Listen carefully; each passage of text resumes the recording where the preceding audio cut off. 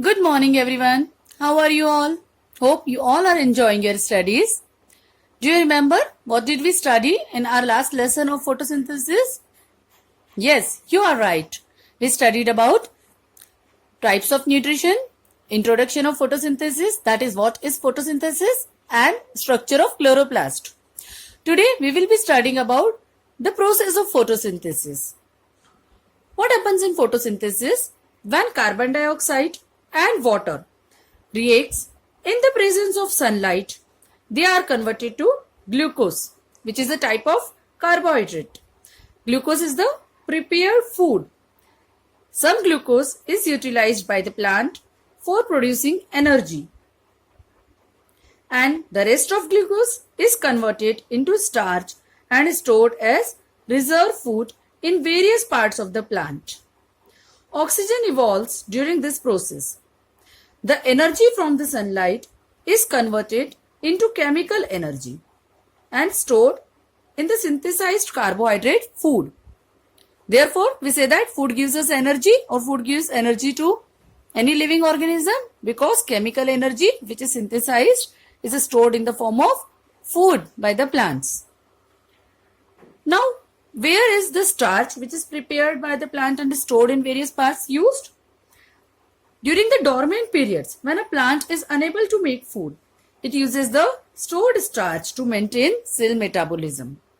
Plants also use the stored starch for the repair of cells. The overall reaction that takes place during photosynthesis can be written as carbon dioxide plus water in the presence of sunlight and chlorophyll gives us glucose plus water plus oxygen.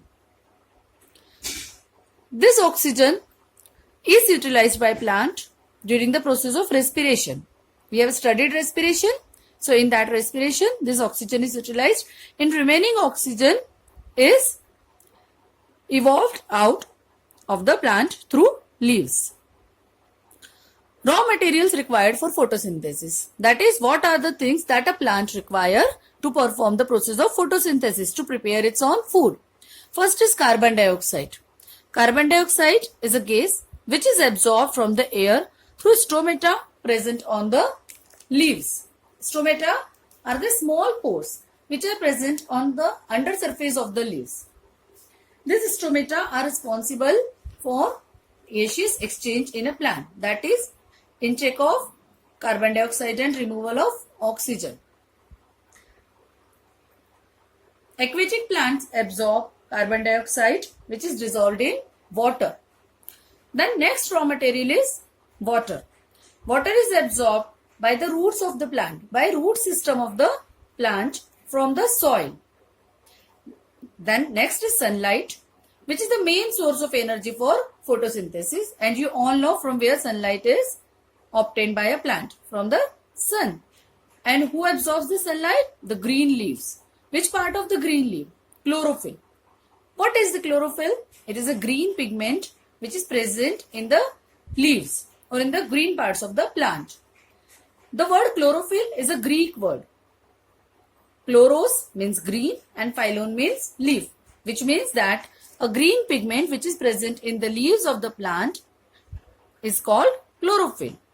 This chlorophyll allows plants to absorb energy from the light. We have studied that chlorophyll is present in the chloroplast, in the structure of chloroplast, and we have also studied in our last lesson that what is the function of chlorophyll.